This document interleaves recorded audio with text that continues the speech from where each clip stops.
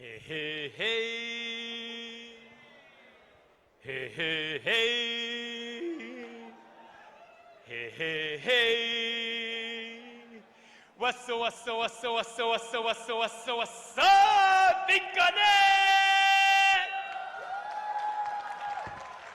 Hey, hey, hey, everybody. My name is Carlos Matos, and I am coming from New York City, New York. Let me tell you guys that I am so excited. I am so happy. I am really so thrilled to be right now sharing this amazing, glorious, super and exciting moment of my life with all of you guys. And let me tell you that we are really changing the world as we know it. The world is not anymore the way it used to be. No, no, no. Bitconnect! Wow! Bitconnect!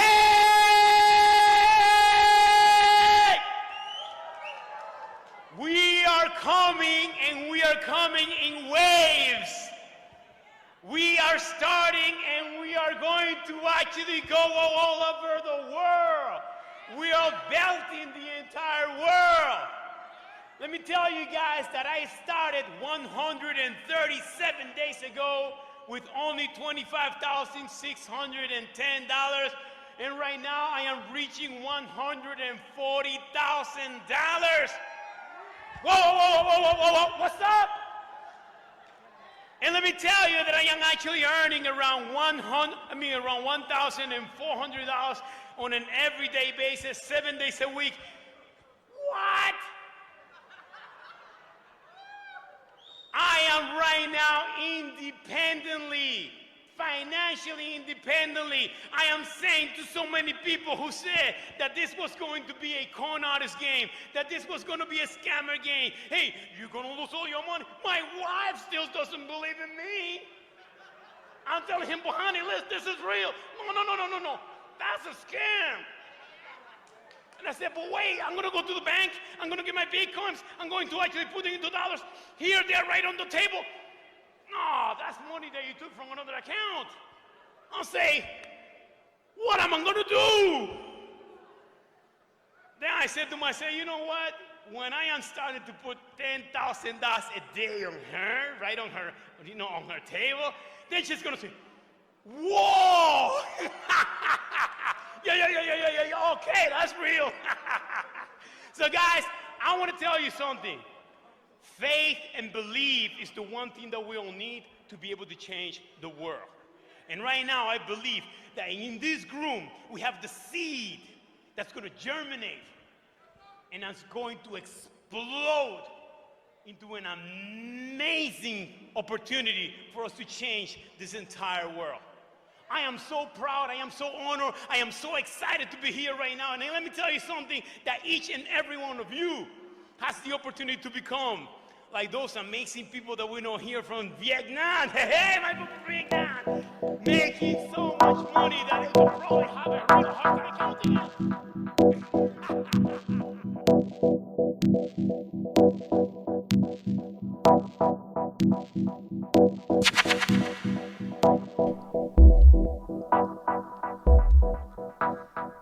So some of you may have recognized that clip and the infamous yelling of Bitconnect and the what's up of Carlos Matos. And if you didn't, it'll make sense in a bit. I have a special episode today for you all dedicated to influencers in the crypto space. So for the first half, I wanted to explain a bit about the history of crypto influencers, mention some of the names, mention some of the funnier stories in that space. And then for the second half, I had an interview with Tom Gillespie, who is an Australian trader and currently finishing up a documentary about crypto influencers called Fakefluencer. So I hope you'll stick around for that. So Bitconnect was a cryptocurrency project connected to a high-yield investment program, which is a type of investment scam that promises unsustainably high return on investments by paying previous investors with the money invested by new investors. So as a user, you would purchase the Bitconnect coin, or BCC, with Bitcoin on the Bitconnect lending platform. So you could then lock your Bitconnect coin to be used by what was a so-called trading bot, and you could accrue interest from the supposed profits of that trading bot that used some sort of algorithm that ended up not actually existing.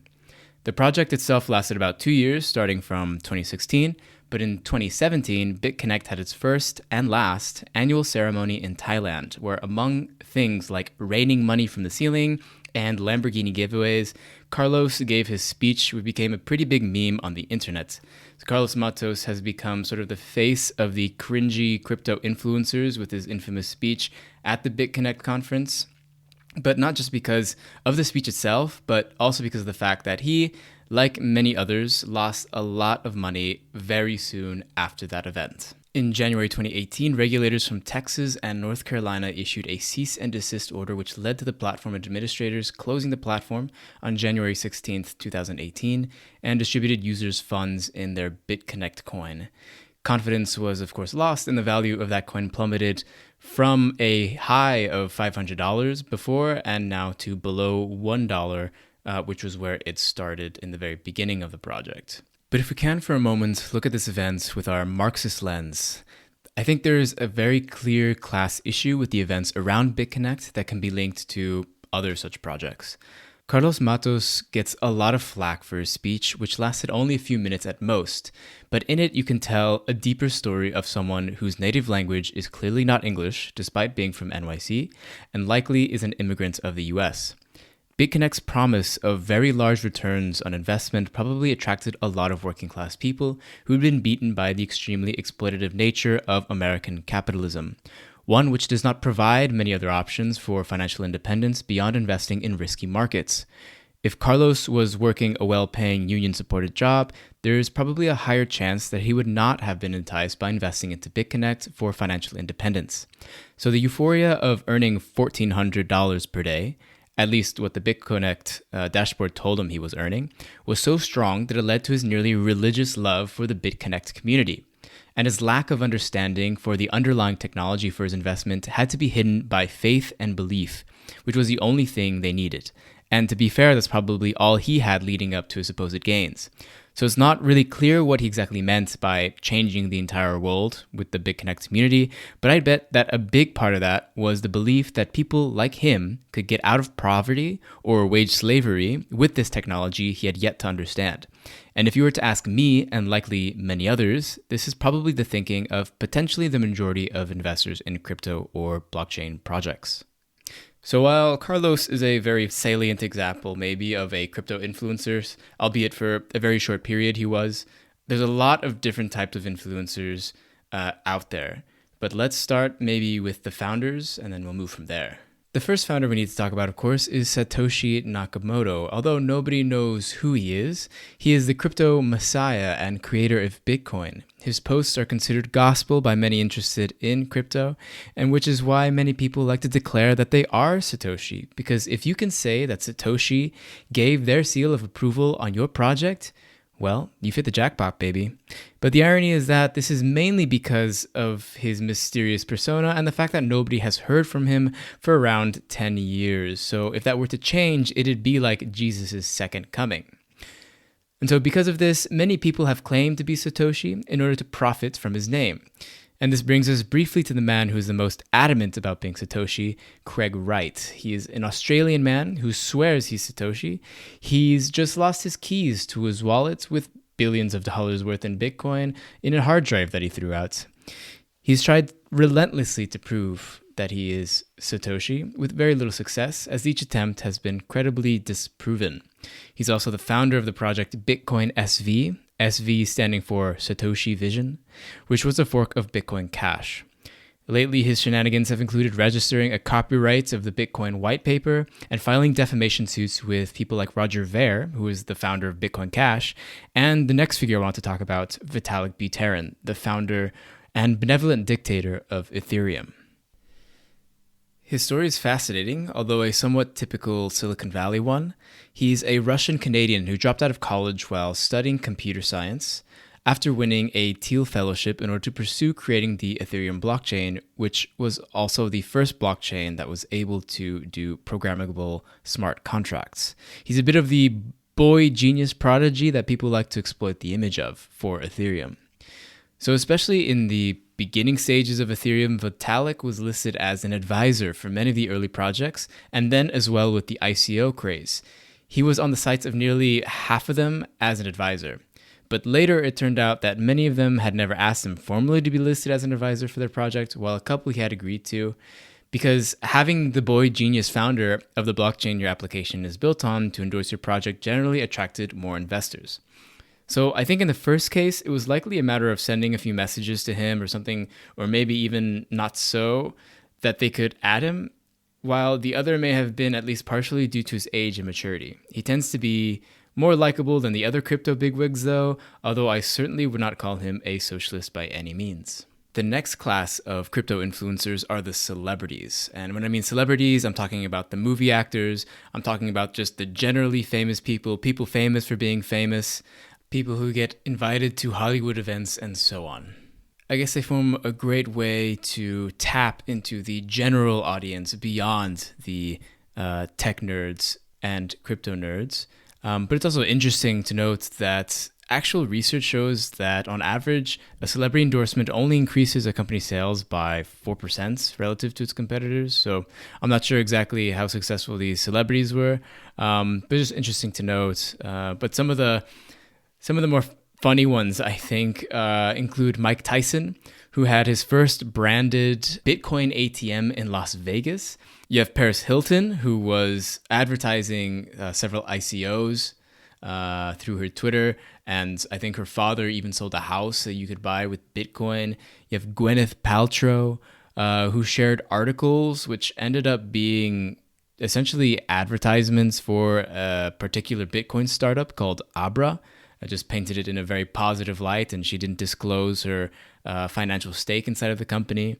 And then you have Steven Seagal, who was the ambassador of a company called Bitcoin 2Gen, Bitcoin with 2 I's. I don't really know exactly what it was, but I don't really care. It's obviously pretty stupid. And then you have as well, more recently, Lindsay Lohan. She's been used by Justin Sun, the founder of Tron, to advertise their NFT capabilities on their blockchain, I believe. So that's pretty interesting to see. And while there may be something like especially annoying when crypto and celebrities are involved, this actually isn't anything new for tech companies, considering companies like Apple and Microsoft have brought on celebrities for their advertising and product announcements before. So, I mean, this is sort of like an extension of something that already had occurred. I mean, still occurring in the sense that celebrities are used in Apple advertisements, for example, or something like that. Another big crypto celebrity is John McAfee, who is the founder of the McAfee computer security software company, previously a Libertarian Party presidential candidate and a known crypto liker. But throughout the ICO boom, he would tweet out particular small cap altcoins, sort of just shilling them out to his followers, advertising the coin. He's recently been held custody by the SEC after being on the run around the world for a while for tax evasion, and now for alleged pump and dump schemes, which he was doing during this ICO boom, where he would buy the coin that he would shill right before, tweet it out, and then sell it quickly after, or that's the usual accusation. But so he's currently being held by SEC for doing that, allegedly. The next class of crypto influencers are the YouTubers. So this is just a collection of hundreds, if not thousands, of different accounts that have the word crypto, bit, or Bitcoin fit into their name somehow. But these are usually spaces which are just pump and dump galore, sort of filled with these types of scams, or like this type of fetishization of hodling or stacking sats, or is sort of like a project that does its D&D due diligence of a particular project. Usually that D&D is done in a very positive light, and then they say, oh, you guys should all buy this coin. But then there is sort of sprinkled in like some people who are just earnestly interested in the crypto space, but in a very liberal sense, but who may have just like the intellectual curiosity.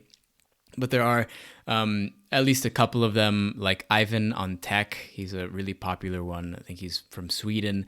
And Chico Crypto is another one. But those two, they've been accused of pump and dumping on their followers. So they would do similar to what McAfee is being accused of, where they would purchase the coins, shill the particular project, and then dump them at the end or very quickly.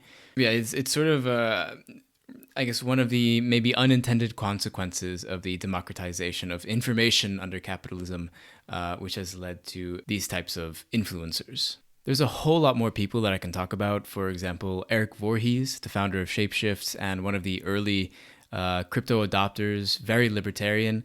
I did a full episode about him if you want to check out. I'll add it into the show notes, where I go into some of the flaws in his libertarian thinking around crypto.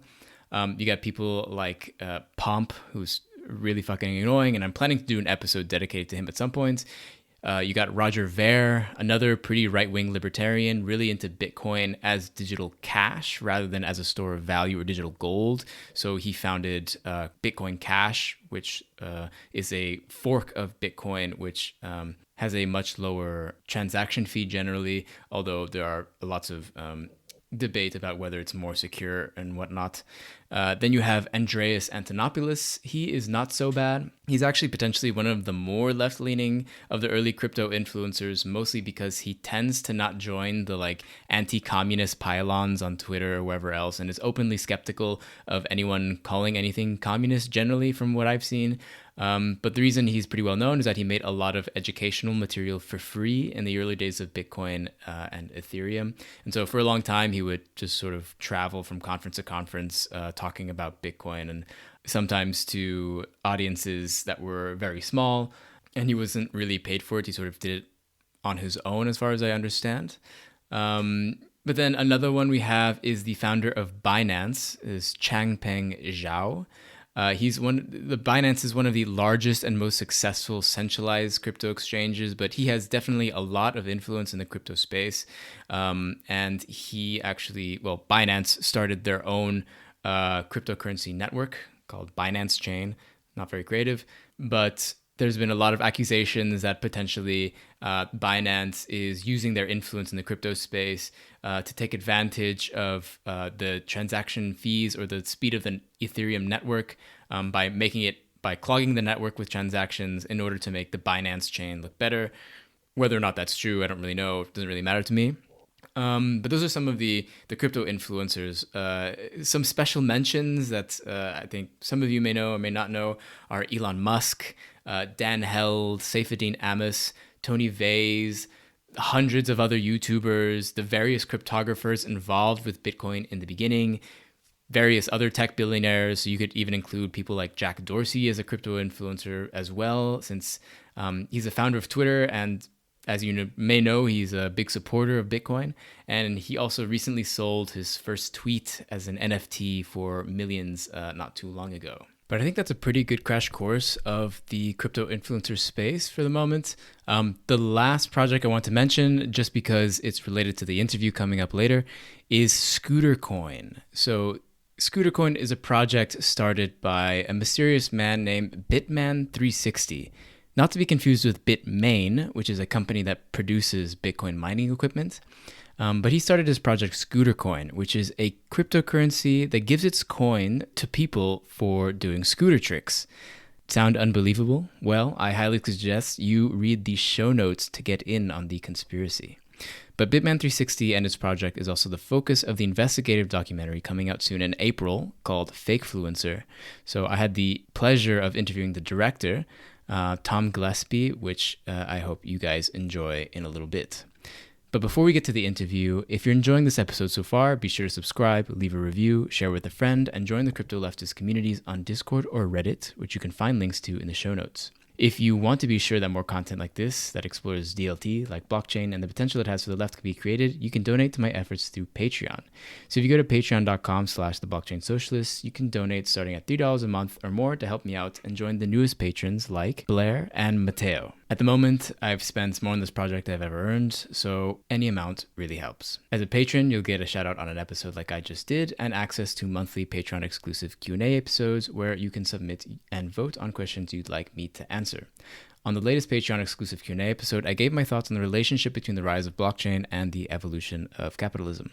And of course, I'll still be making free content like this episode. But I think that's enough for me. Let's get to the interview with Tom Gillespie, the director of The Fakefluencer.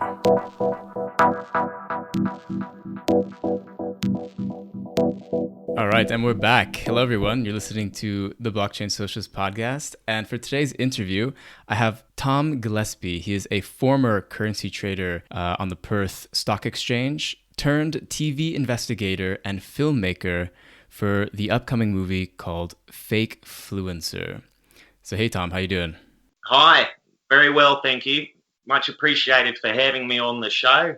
Yeah, of course. You have a very different background and likely a very different maybe political views as I do, but I think it's important to keep the door open to the other side and try to glean some learnings from the work that you're doing. So I appreciate what you're doing with the Fakefluencer. But maybe to start off, could you give some background, because there's a very interesting story behind the movie that you're working on and the investigation that you're doing. What made you so focused on wanting to discover the truth behind this crypto project called Scootercoin and the man behind it, Bitman360? Yeah, so basically, I'll tell you a little bit about my background, and then I'll tell you what brought me to this particular project. I was working in the Perth Stock Exchange for over 20 years. I was a pretty big hot shot back in the 90s. I earned the name the Dingo of St.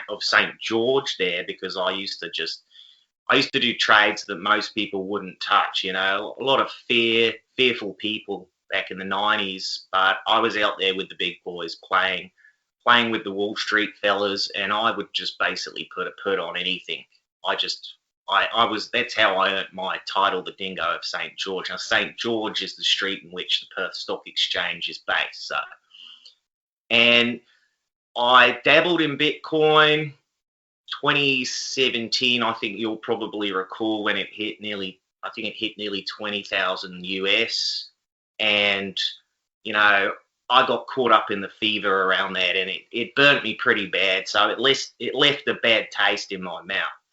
However, I didn't completely disregard the potential of cryptocurrencies, and although it left a bit of a chip on my shoulder, I was reintroduced to a project back in 2019 through my brother's son, little Timmy, who was very big into scootering. I imagine you've seen a lot of the kids are into scootering these days. It's kind of overwhelming, the skate parks. You hear stories about, you know, busloads of them arriving and the skateboarders and what have you not being able to get an edge on the ramps. But anyway, this little Timmy, my brother's son, got a connection to this Scootercoin project, which, you know, instantly you hear the name Scootercoin and you think that's bloody ridiculous.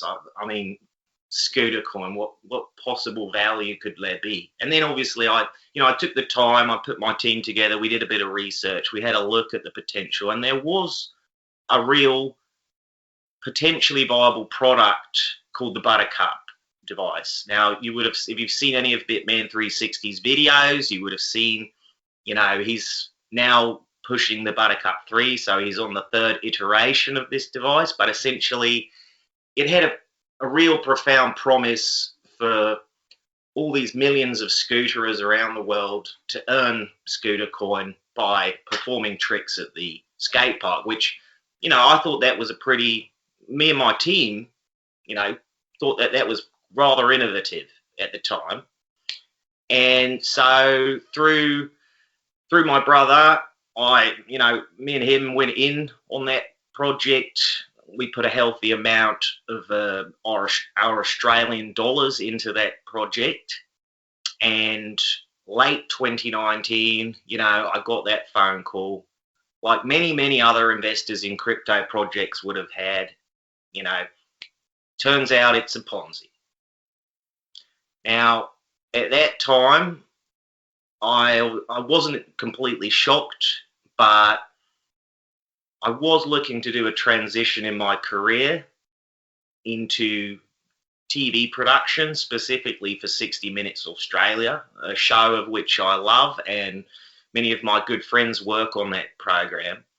And through some early preliminary research into the Scootercoin project, Bitman 360's name kept coming up. And so this is why I decided I would pursue this character, Bitman 360, and his Buttercup device, and the Scootercoin project, of course. And this is what got me kickstarted into my investigation that I'm currently on. Bitman 360 is your nephew, is that correct? Exactly.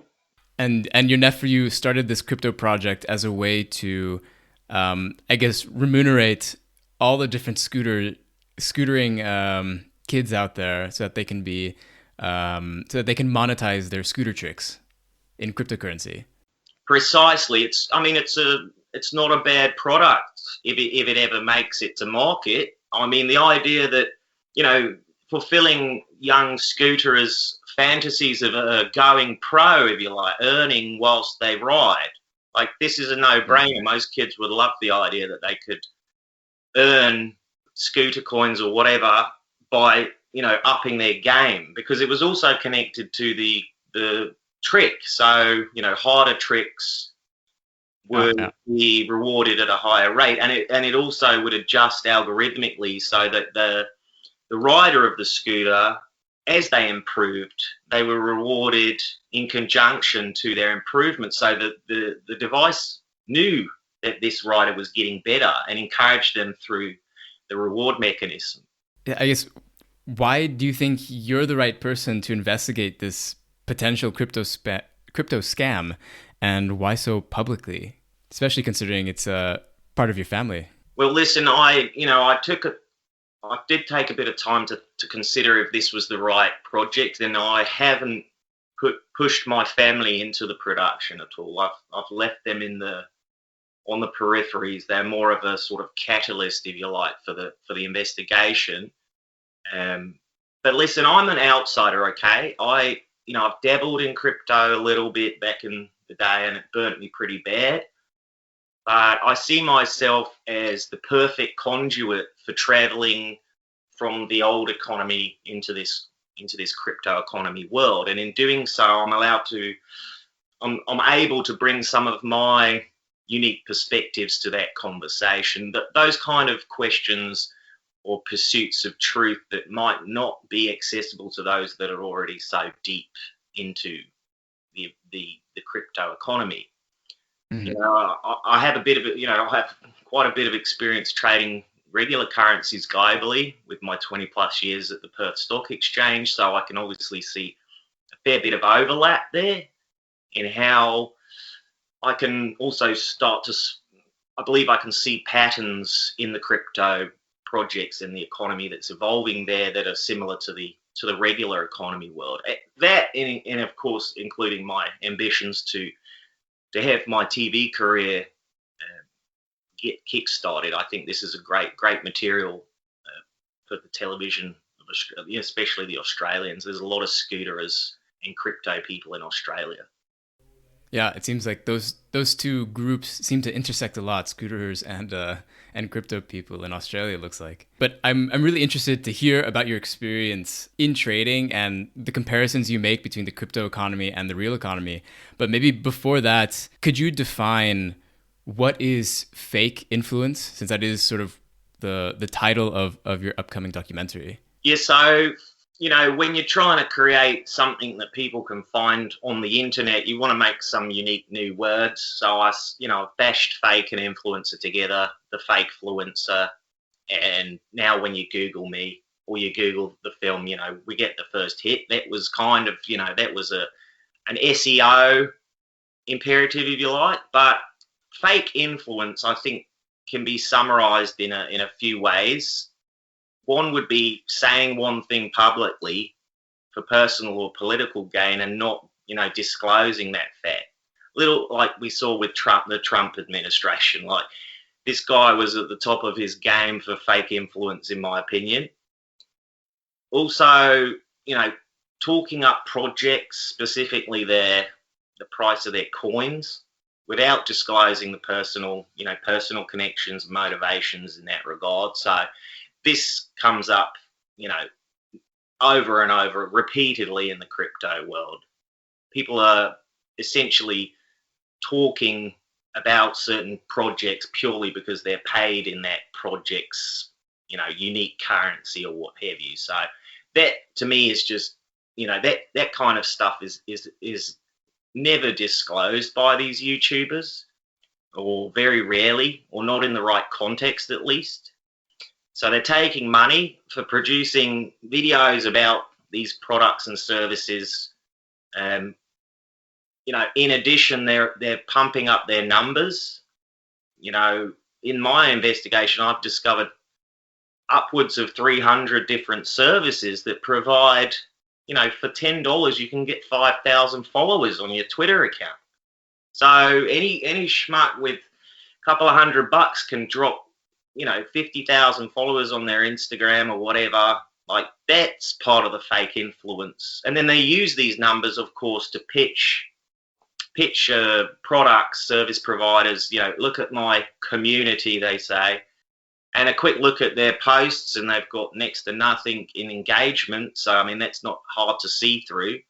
But essentially, fake influence, it boils down to being, pretending you're bigger than you actually are, and, being remunerated in a way that's not fully made transparent. Yeah, I think those are really interesting points. Maybe we can transition a bit in the comparison between what's sort of going on, these worst parts of the crypto economy you've outlined, and the real economy. Maybe you can talk a bit how those two economies differ, because I guess from my perspective as a socialist, it seems that the crypto economy that you are describing is also very similar in how the real economy works and how Wall Street works at certain times, and in the financial industry. But you're the one with the experience in those fields. So maybe you can tell me the similarities and differences between those two different types of economies. Yeah, of course. When I began this investigation, I was, I was very, very much against what crypto economy standard for, and what I believed it essentially boiled down to, which was just, organized Ponzi projects. But as I've kind of continued my journey into this realm, I've realized that, more often than not, there are numerous similarities between how the crypto economy works and how your regular global economy works. Only one of the major upgrades, if you like, is that the democratization, to a certain extent, the accessibility. Now, that's not to say that the risks have increased in conjunction with that democratization, though. It's an absolute Wild West out there in the crypto economy, a little bit like, it has been with the booms and busts in the regular economy, especially in certain parts of the world which don't have a certain regulatory framework like more developed nations. But what I realize as well is that capitalism, this engine in which we all feed, it basically encourages people to look after number one. So what you get with crypto economy is basically this individual centric, enrich oneself, but times 1,000 than the regular economy. Now, a lot of crypto people will talk about community, and building a tribe and what have you. But at the end of the day, they're all only about enriching themselves. You know, they use one another to organise pump groups and what have you. They inflate prices together. They come together to do that, to do those actions. But at the end of the day, they all just want to get out before the other guy. You know, before this whole shit house burns down. And we're going to see that within the next, I'd say within the next couple of weeks, that's going to happen with Bitcoin as well. There's no way $50,000 Bitcoin should exist. It's just, it's gone beyond the realm of reality, if you like. So yeah, there are a lot of similarities, and of course, a lot of the behaviors we're seeing in crypto, you know, because people can access these tools and organize themselves in such a way to create projects that have the illusion of creating value, but are only there to enrich those people, those early adopters. We see a lot of similarities in what has happened in the past in the regular economy. Only now we're going to see it happen a hell of a lot faster and a hell of a lot more frequently. Yeah. I mean, I guess to use your earlier example of Trump, I mean, throughout his presidency, it was very interesting to see how much his tweets moved the stock market. The amount of fluctuation there was whenever he would tweet one thing versus another was quite extreme. And and that was something in the real economy, but it's something that now, I mean, today we're seeing every time that Elon Musk tweets something about Dogecoin or Bitcoin, it causes huge fluctuations. And similarly, things happen with the Tesla stock as well. And, you know, basically whatever he tweets about. Yeah, I mean, Dogecoin, actually, apparently that's an Australian guy who's created that coin.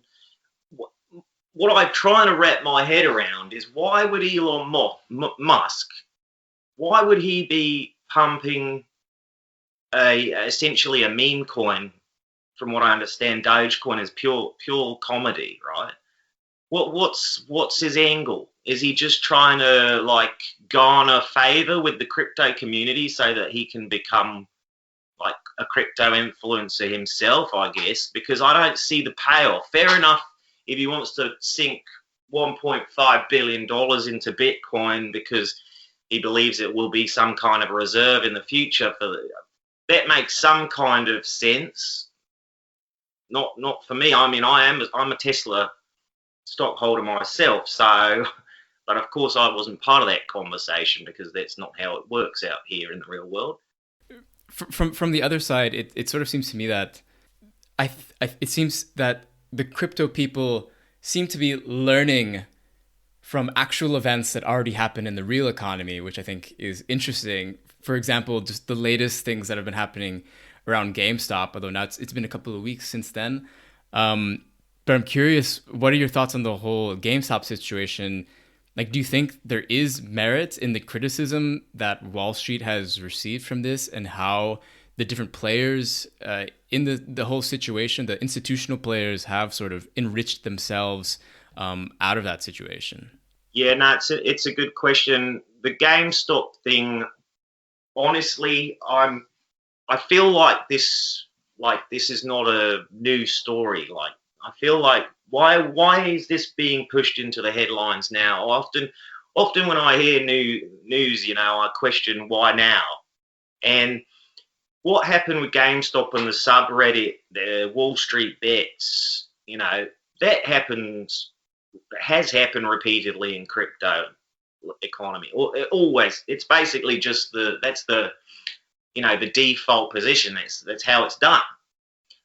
Now, that's not to say that the regular economy is not guilty of the same things. It surely is, but typically it was done hidden away in private boardrooms, smoky-filled, gentlemen's clubs and what have you.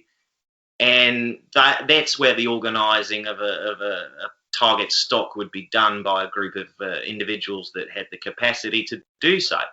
So what we've actually seen with this narrative entering the mainstream here is that, on one side, it's kind of shone a light on on something that we all knew was going on, but was, only discussed by some of the fringe conspiracy type people.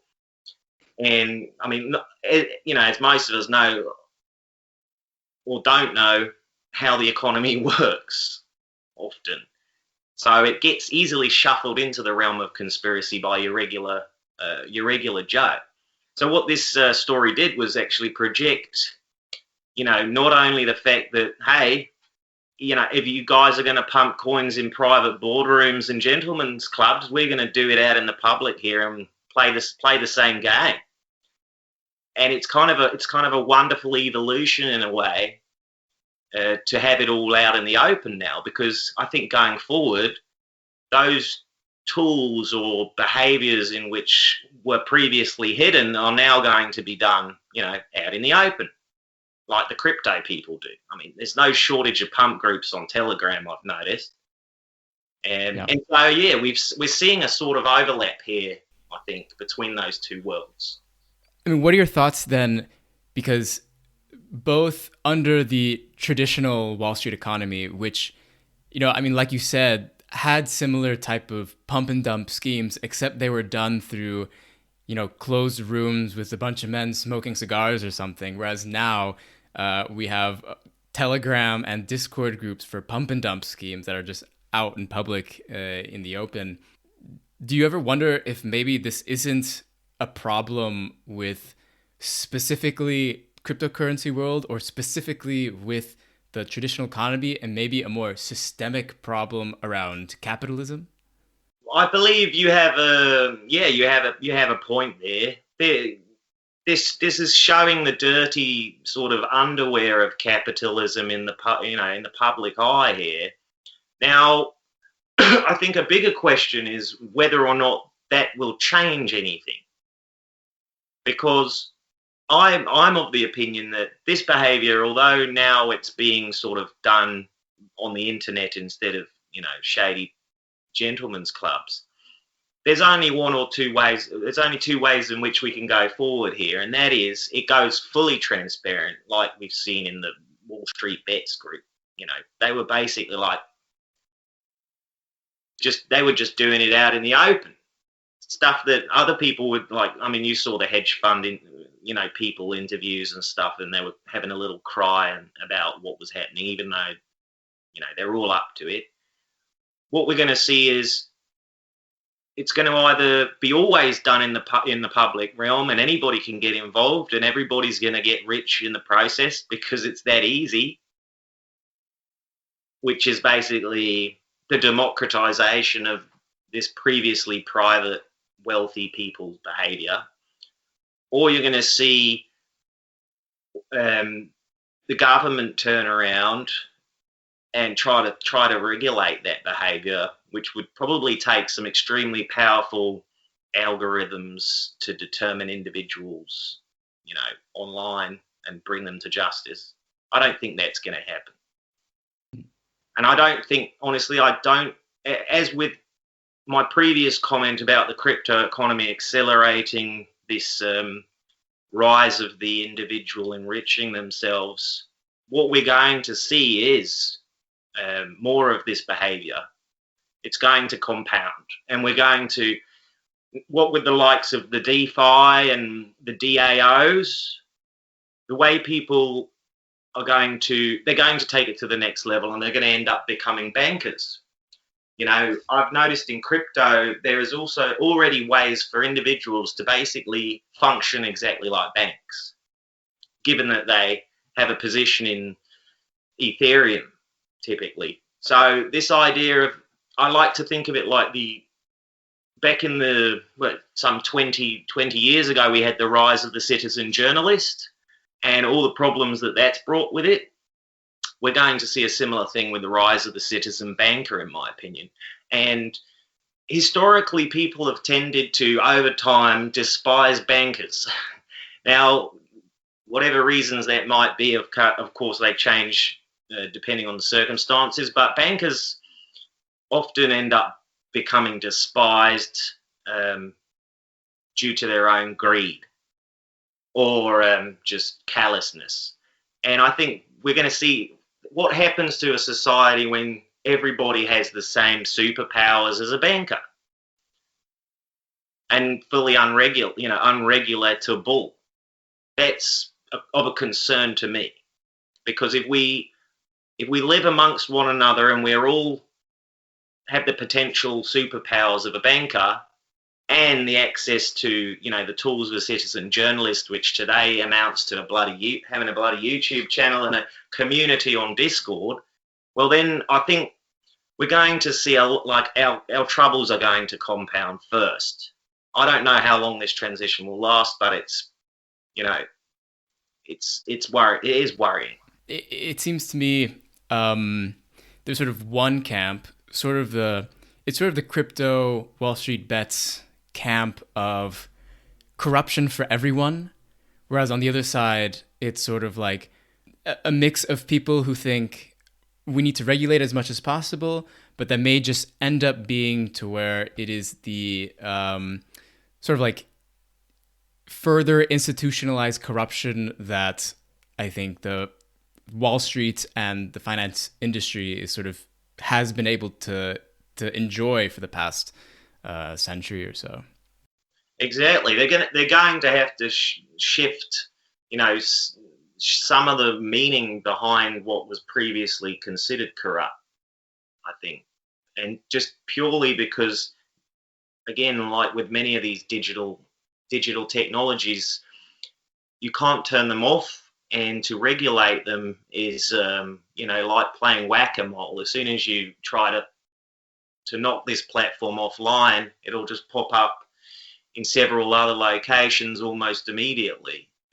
A little bit like, nobody talks about pirating movies anymore, but, that goes on, still goes on. There's, hundreds of websites you can stream new movies from. And it's actually one of the concerns for me, obviously, trying to distribute my film. I've got a connection with the Australian television, but I would like to do some self-distribution as well. And actually, I did look into the potential blockchain solution to such a conundrum. I'm yet to find the right solution for that, though. Yeah, thanks for taking the time. I think this is a great time. Maybe you can let us know where can people find more information about the film, and when is it coming out? Where can people watch it? All that good stuff. Yeah, so the premiere is this April 2nd, which just happens to be International Fact-Checking Day, by the way. And you can grab yourself a free ticket to that premiere at thefakefluencer.com. And in addition, we're going to be offering a VIP premiere inside virtual reality, which is a new thing for me, obviously. But that will be at thefakefluencer.movie URL. And yeah, follow me on socials. I'm on the Twitters, the LinkedIns and Instagrams and what have you. So you can follow my mission there. And I've obviously been doing quite a few of these interviews to talk about my journey, because I think it is a unique journey. And I believe, like you said at the beginning of this call, it's important to speak to people that are not of the same inclination as yourself. Yeah, it's been a really interesting conversation, and I'm really excited to watch the movie, and I'll definitely be there at the premiere. I'll put all the different links into the show notes, so make sure to read those notes so that people can stay updated on the movie. But yeah, thanks, Tom, and good luck. Thanks, buddy.